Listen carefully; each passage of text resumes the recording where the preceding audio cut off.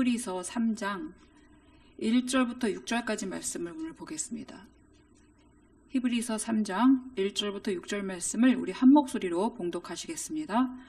그러므로 함께 하늘의 부르심을 받은 거룩한 형제들아, 우리가 믿는 도리의 사도이시며 대제사장이신 예수를 깊이 생각하라. 그는 자기를 세우신 이에게 신실하시기를 모세가 하나님의 온 집에서 한 것과 같이 하셨으니, 그는 모세보다 더욱 영광을 받을 만한 것이 마치 집 지은 자가 그 집보다 더욱 존귀함 같으니라. 집마다 지은 이가 있으니 만물을 지으신 이는 하나님이시라. 또한 모세는 장래 말할 것을 증언하기 위하여 하나님의 온 집에서 종으로서 신실하였고, 그리스도는 하나님의 집을 맡은 아들로서 그와 같이 하셨으니, 우리가 소망의 확신과 자랑을 끝까지 굳게 잡고 있으면 우리는 그의 집이라. 아멘. 히브리서는 신약의 레위기라는 별명을 가지고 있습니다. 그것은 히브리서 전체가 13장인데 이 3장부터 7장까지 광범위하게 예수님의 대제사장직에 대해서 기록하고 있기 때문입니다. 이 대제사장이신 예수님에 대해서는 어제 2장 17절 말씀에서 이 백성들의 죄를 속량하신 자비하고 신실하신 대제사장이라는 말씀을 시작으로 이제 오늘 3장에서는 예수님이 출굽의 지도자들보다 얼마나 뛰어나신 분인지를 이제 기술해 가고 있습니다. 특히 오늘 본문은 예수님이 이 모세보다 얼마나 뛰어나신지를 말씀하고 있습니다. 가장 먼저 우리에게 무엇을 하라라고 말씀하냐면 1절 끝에 보시면은 우리가 믿는 도리의 사도이시며 대제사장이신 예수를 깊이 생각하라 라고 말씀합니다. 여기서 생각하라라는 것은 그냥 thinking이 아니라 카타노에오라고 해서 주의 깊게 관찰하고 숙고하고 무언가를 발견해내는 것을 말합니다. 그가 어떻게 우리의 사도가 되셨는지, 그가 어떻게 우리의 대제사장이 되셨는지 깊이 숙고하고 관찰해서 그것을 발견해 보라라는 것이죠. 그런데 히브리서 기자는 여기 예수님을 믿게 된 히브리인들을 먼저 어떻게 부르고 있는가 하면요, 함께 하늘의 부르심을 받은 거룩한 형제들아, 정말로 따뜻하고 감동적인 호칭으로 지금 부르고 있습니다. 히브리서 기자가 믿는 자들을 이렇게 부르는 이유가 무엇일까요? 바로 예수님께서 그들을 형제라 부르셨기 때문입니다. 형제라 부르시기를 부끄러워하지 않으시고 이 부정한 세상에서 그들을 거룩하게 여겨주셨기 때문입니다. 부르신 자가 거룩하시기 때문에 그 부름받은 이들도 역시 거룩히 여김을 받을 수가 있는 것입니다. 그렇게 거룩히 여김을 받은 자만이 어떻게 예수님께서 사도가 되셨는지, 또 어떻게 대제사장이 되셨는지를 알 수가 있기 때문입니다. 사도는 무엇일까요? 바로 부르심을 입은 자들을 말합니다. 예수님께서 이 땅에 오셔서 공생애를 하시면서 제자들을 부르실 때에 그 부르신 자들이 바로 사도가 되었듯이, 예수님은 그러면 누가 부르셨는가? 바로 하나님께로부터 부르심을 입은 사도라는 것입니다. 그렇게 하나님의 일에 자비롭고 신실한 대제사장이 되셔서 그의 피로 바로 모든 백성들의 죄를 속량하신 것, 이것은 우리가 예수님을 깊이 숙고해보고 관찰해 볼 때 발견할 수 있게 되는 사실입니다. 이제 히브리서 기자는 예수님께서 하나님의 사도로서 부르신 이에게 지극히 순종하신 그 일과, 그리고 대제사장이 되셔서 온전히 헌신하신 일에 대해서 논리정연하게 설명해 갑니다. 2절 보시겠습니다. 그는 자기를 세우신 이에게 신실하시기를 모세가 하나님의 온 집에서 한 것과 같이 하셨으니, 지금 히브리서 기자는 이 신실함에 대해서 말씀하시면서 히브리인들이 이 사람이 가장 신실하다라고 손꼽고 있는 모세를 지금 불러와서 예수님과 견주어 비교하고 있습니다. 그러나 모세를 예수님과 비교할 때 확 처음부터 낮추지 않습니다.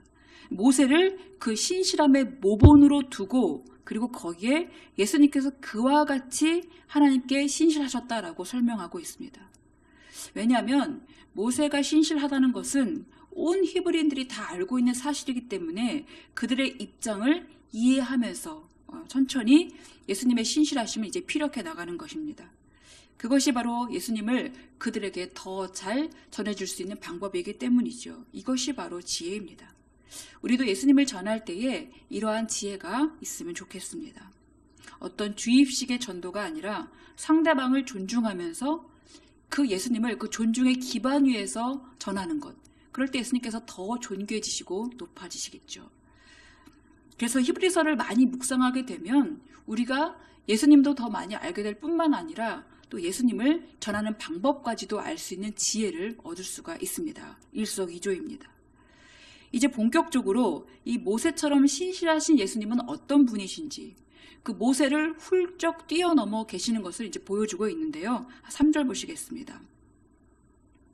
그는 모세보다 더욱 영광을 받을 만한 것이 마치 집 지은 자가 그 집보다 더욱 존귀함 같으니라.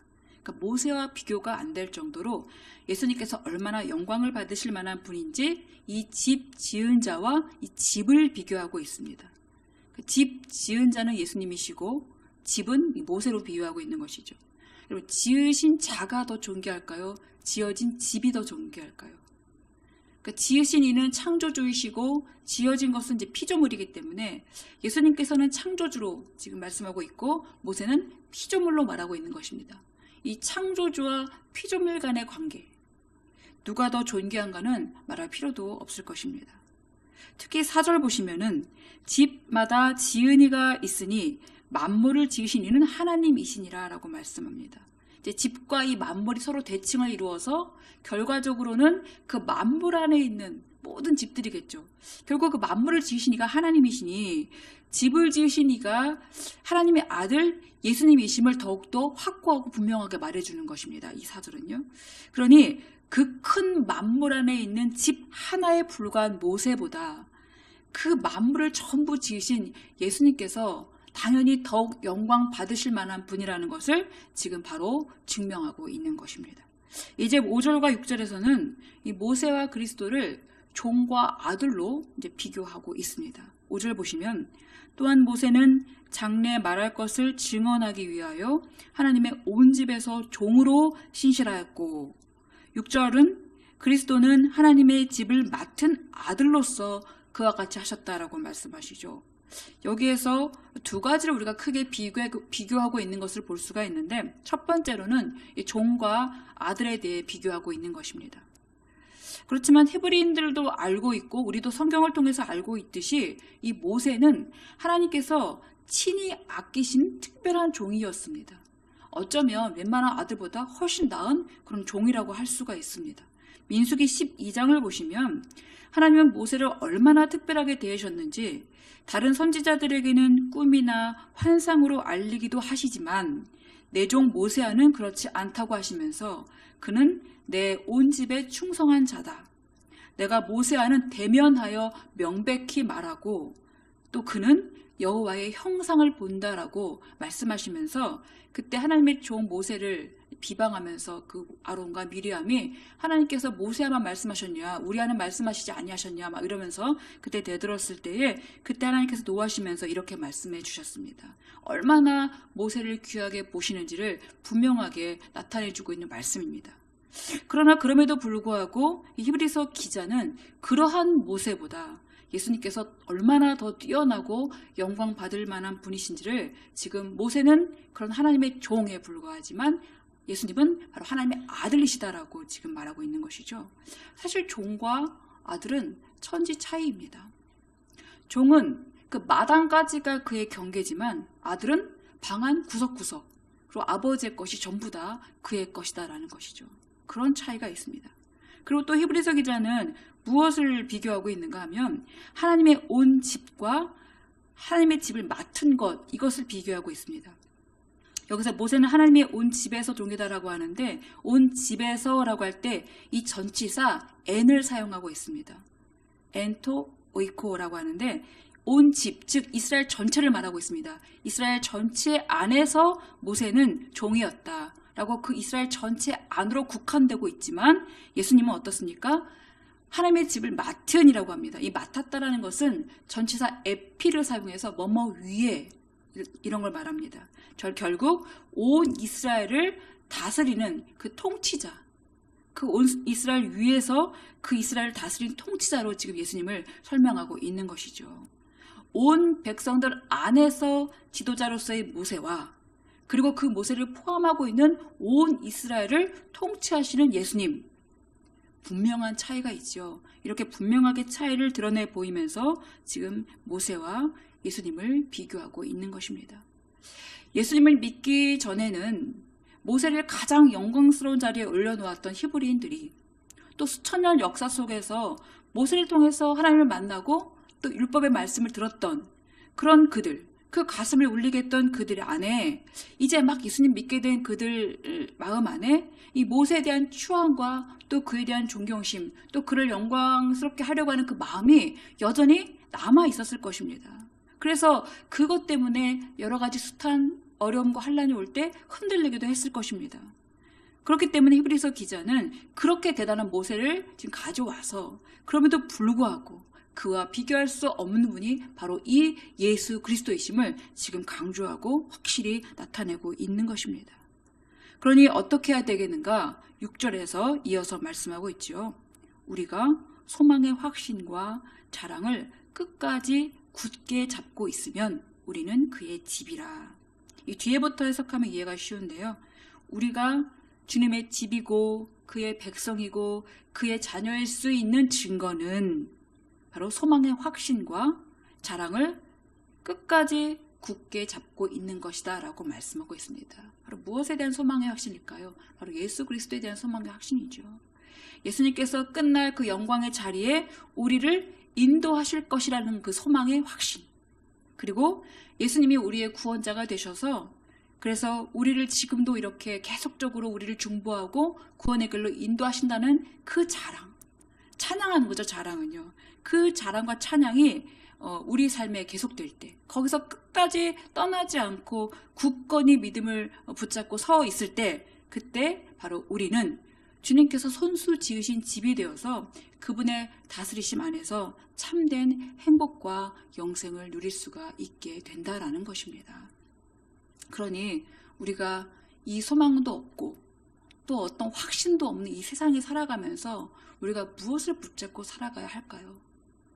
두말할 것도 없이 우리의 소망은 오직 예수 그리스도뿐이라는 것을 다시 한번 굳게 믿고 오늘도 이 말씀 안에서, 이 소망 안에서, 또 이 믿음 안에서 굳게 확신하며 살아갈 수 있는 여러분 되시기를 간절히 바랍니다. 우리가 오늘 함께 기도할 것은 이것입니다.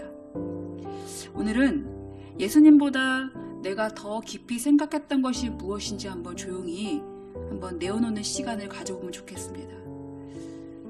히브리인들이 가졌던 굳건한 신앙의 중심에 있던 그 모세 같은 그런 비중 있는 것이 나에게 무엇이었는가? 오늘 한번 생각해 보는 것입니다. 깊이 숙고해 보는 것입니다. 예수님은 과연 내 삶에서 어떤 분으로 살고 계시는가? 어떤 분으로 내가 예수님을 모시고 살아가고 있는가? 그래서 결국 마지막에는 그것과 내가 비중을 뒀던 그것과 예수님을 절대로 바꾸지 않겠노라고 결단하는 그런 기도까지 이어질 수 있도록 오늘 우리가 한번 같이 우리가 비중했었던 것들을 생각해내면서 그 예수님을 깊이 생각하고 또 그리고 다시 예수님과 그 무엇과도 바꾸지 않겠노라고 결단하는 그런 기도를 함께 다 같이 잠시 드리도록 하겠습니다. 기도하시겠습니다.